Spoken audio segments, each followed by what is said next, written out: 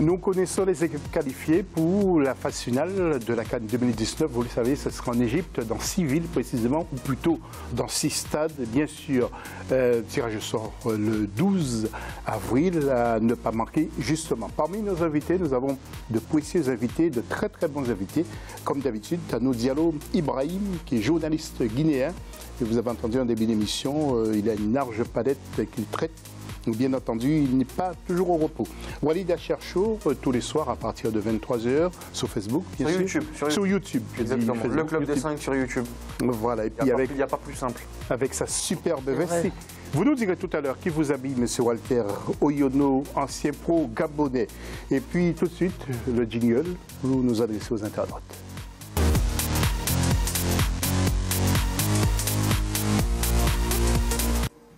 Et comment avez-vous jugé justement ces qualifications pour la CAN 2019? Comme d'habitude, notre Facebook avec Africa 24 TV, puis Twitter avec le hashtag Africa 24, le dossier de l'FC.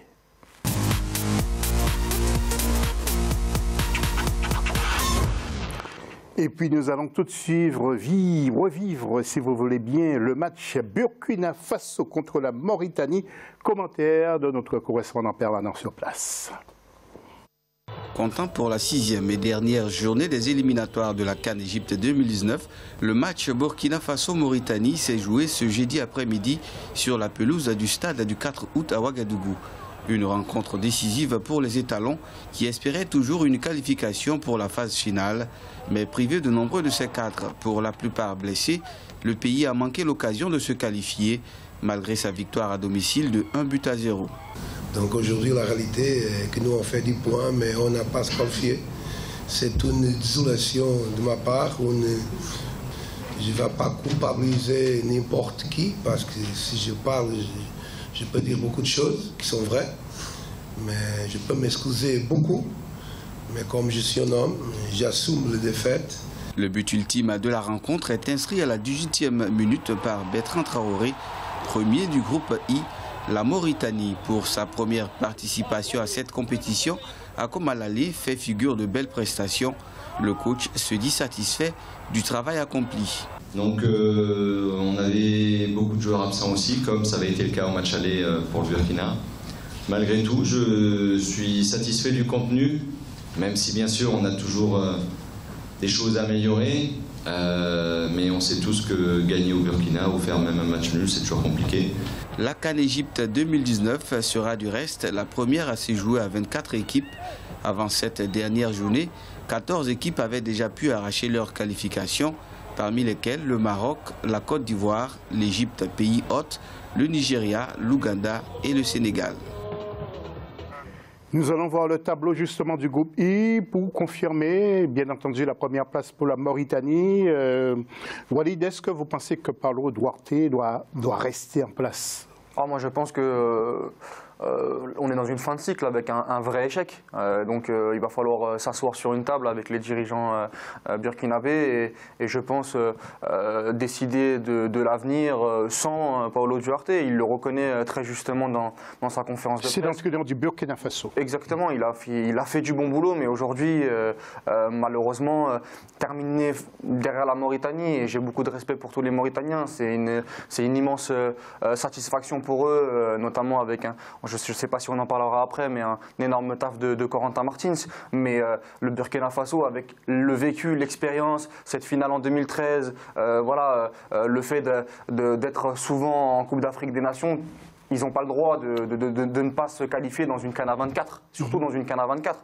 Donc il va falloir trouver les responsables et je pense que l'entraîneur va devoir s'expliquer et les dirigeants, je le répète, doivent prendre une décision forte pour essayer de redonner de l'élan pour la suite de l'avenir africain du Burkina. Voilà, justement au classement, Mauritanie et Angola terminent en tête avec 12 points, Burkina Faso 3e et 4e, Botswana. Mon cher Walter, c'est un pote à vous, comment il s'appelle, Paulo Duarte, parce qu'il a entraîné le Gabon. Vous vous connaissez bien, vous? Comment il est? C'est un Gabonais, Paulo Duarte, on va le dire comme ça. Non mais, bon, enfin, c'est l'avis C'est l'avis de beaucoup de personnes. Moi, je ne sais pas s'il faut vraiment le faire partie parce que je note que... Et quelles sont ses caractéristiques? C'est un bon ou un mauvais entraîneur? Ou bien il est là juste pour... Ah oui, il a sa personnalité, il est un petit peu énigmatique. Hein. Et ce qui est, c'est qu'il est très copain avec les joueurs. Il fonctionne beaucoup par l'affectif.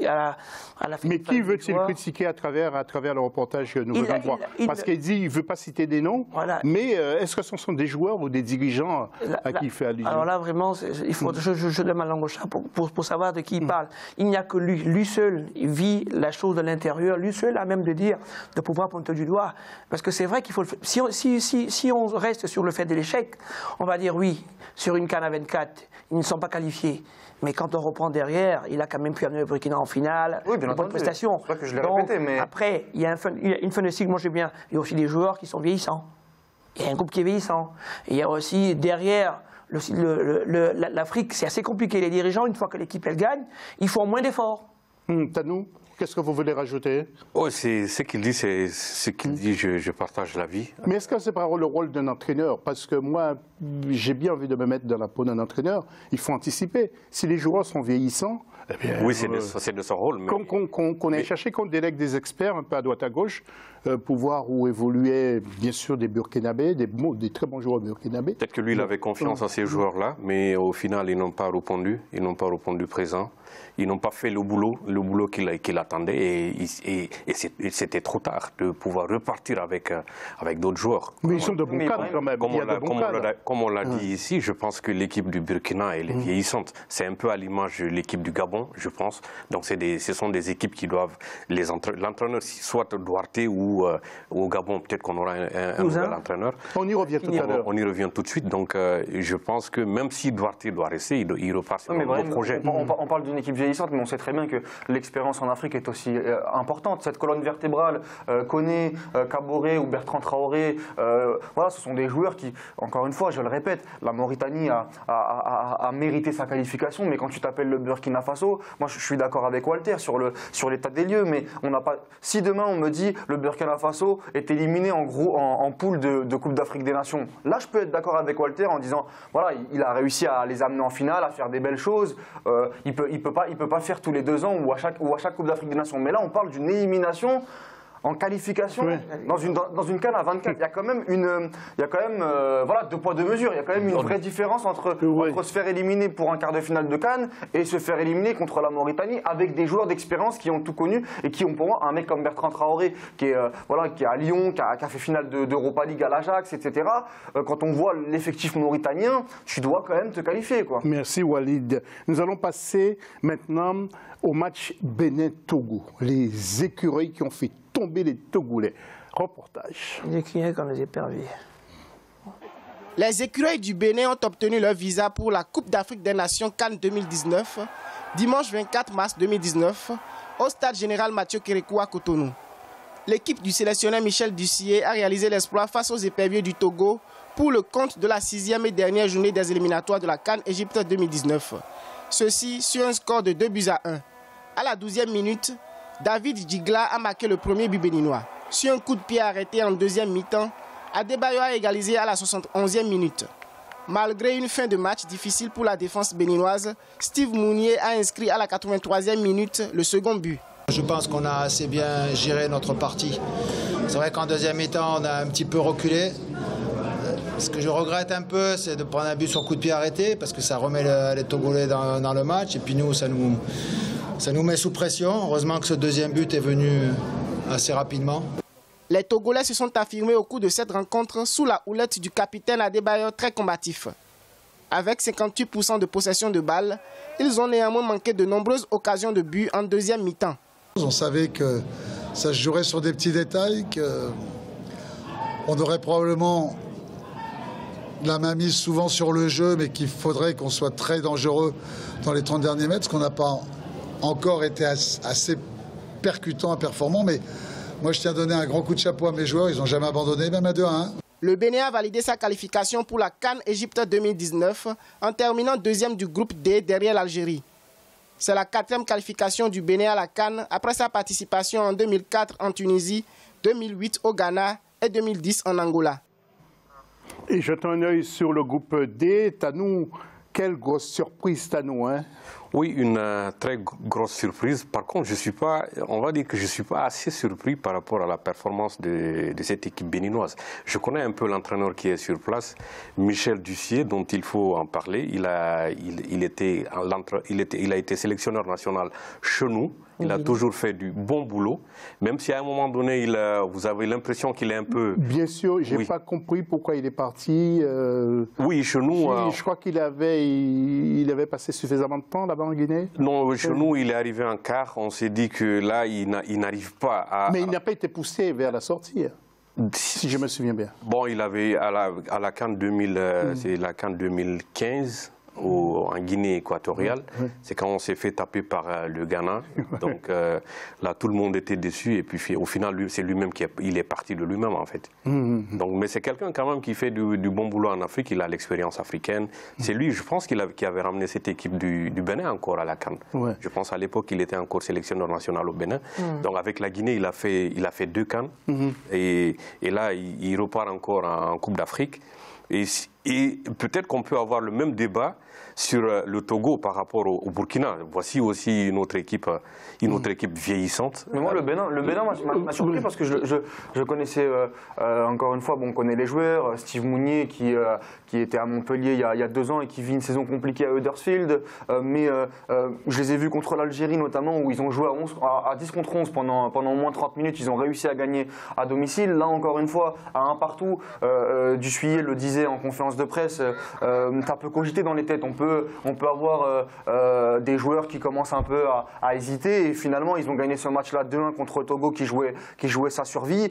Donc voilà, vraiment bravo au Bénin, bravo à Dussuyer et ça va être une équipe aussi, je crois qu'ils sont chapeau 3 ou chapeau 4 dans le tirage au sort de la Coupe d'Afrique des Nations qu'il faudra peut-être éviter pour les gros. Un petit mot sur le Togo, rapidement, Walter, avant d'enchaîner. Non, moi je pense que le Togo, en fait, aujourd'hui nous sommes dans la fin des cycles. Et le Togo n'a pas su se renouveler depuis un moment parce que je pense que cette équipe du Togo s'est réveillée un peu trop tard dans cette phase éliminatoire pour pouvoir espérer se qualifier. Aller jouer un match, quand vous connaissez le Bénin et le Togo, moi j'ai fait ces pays-là, quand vous connaissez la ferveur du football là-bas, se dire qu'on va aller gagner au Bénin, qu'on est Togolais ou bien qu'on est Togolais va gagner au Togo, c'est un peu prétentieux.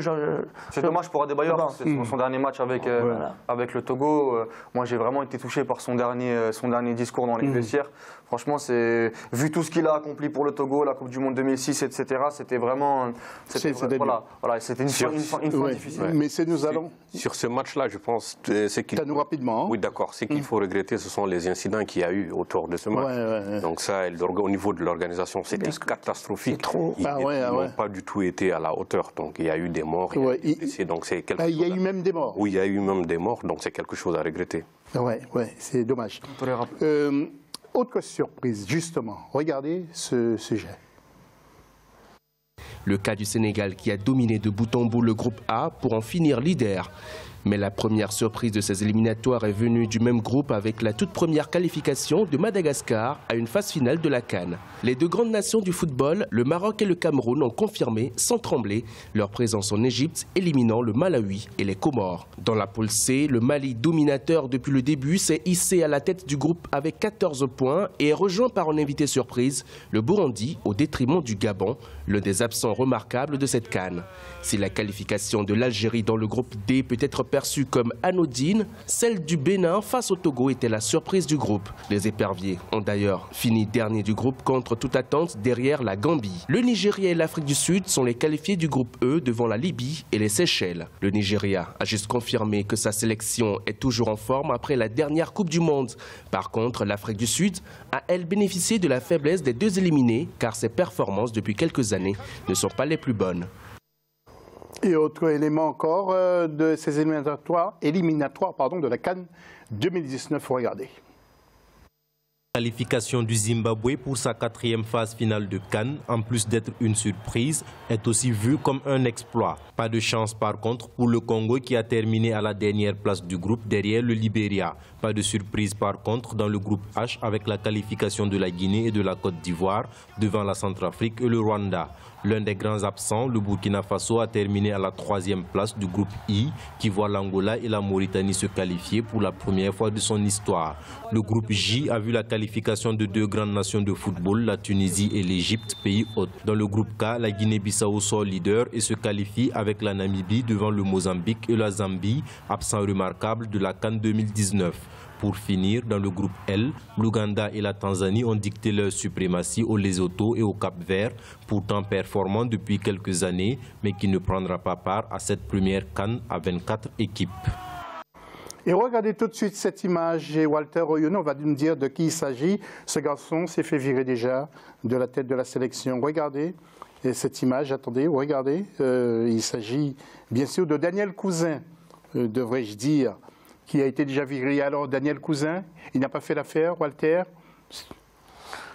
Je ne sais pas si on peut dire qu'il n'a pas fait l'affaire. Je pense que Daniel Cousin est certainement un entraîneur dans le futur en devenir, mais je pense que cette tâche est un peu trop ardue pour lui, qui n'avait pas d'expérience du tout encore sur ce plan international et même sur le plan d'entraîneur, parce que je pense qu'entraîneur ou manager d'une section nationale, ce sont des postes qui requièrent quand même pas mal d'expérience. Et là, il commence avec un groupe en difficulté, avec un entraîneur qui est parti, une équipe en reconstitution, où on a un joueur qui sort de l'eau qui est Aubameyang, autour de lui il n'y a pas beaucoup d'animation, c'est un joueur de rupture, autour de lui, si le Gabon peine, c'est parce qu'Aubameyang justement n'a pas les joueurs qu'il faut autour de lui. Ouais. Et donc Daniel Cousin s'est retrouvé là, dans cette situation difficile, mission complexe, avec beaucoup de bonne volonté et un peu de maladresse de sa part, dans sa communication et dans sa gestion. Messieurs, nous allons regarder les qualifiés. Walid, quelques mots sur toutes ces équipes qui sont qualifiées. Sénégal, Madagascar. On remarque qu'il y a pas mal de surprises, mais que tous les gros sont là, à part le Gabon, enfin tous les favoris. Voilà, on va... Gabon, la Zambie. Voilà, peut-être la Zambie, mais en tout cas tous les favoris, toutes les équipes qui sont en mesure de... Les mondialistes, notamment de l'année dernière, à la Coupe du Monde 2018, sont là. Voilà, le Cameroun, avec tout cet imbroglio autour de la CAN cette année, ils seront là et ils pourront défendre leur... Vous avez un deuxième tableau, Tanou, allez-y aussi. Hein. Oui, comme on l'a dit, il y a les grandes nations du foot africain sont là. Vous avez le Cameroun. Le Cameroun déjà avec cette histoire avec les Comores, on ne sait pas des Congo. Comment ça va se terminer. Voilà, le RDC c'est qualifié. Et Guinée-Bissau, messieurs, vous ne dites rien. Si, la Guinée-Bissau qui a fait lors de la dernière CAN une très très belle CAN. Et l'Afrique du Sud aussi. Attention, oui, j'aimerais bien voir cette nouvelle. L'Afrique du Sud, dans le reportage, on nous dit que oui, ces derniers temps, il n'y a pas de résultats. Moi-même, je suis très surpris avec l'Afrique du Sud parce que tout simplement, ils ont l'un des meilleurs championnats en Afrique, mais en équipe nationale, les résultats, ils ne sont pas présents. Donc, dans cette Coupe d'Afrique des Nations 2019, j'ai envie de voir à quel niveau peut se hisser cette équipe de l'Afrique du Sud. Exactement. Moi, je demande à voir. Je demande à voir un peu. Messieurs, c'est la fin de la deuxième partie. Et dans la troisième partie, regardez bien, messieurs, c'est la grosse surprise de cette émission. Le roi Pelé. Mais oui, la légende du football mondial sera sur notre plateau ici. Le roi Pelé, dans quelques instants, Pelé, en chair en os, et il nous parlera du football africain, justement. Restez sur Africa 24. Nous revenons juste après la pause.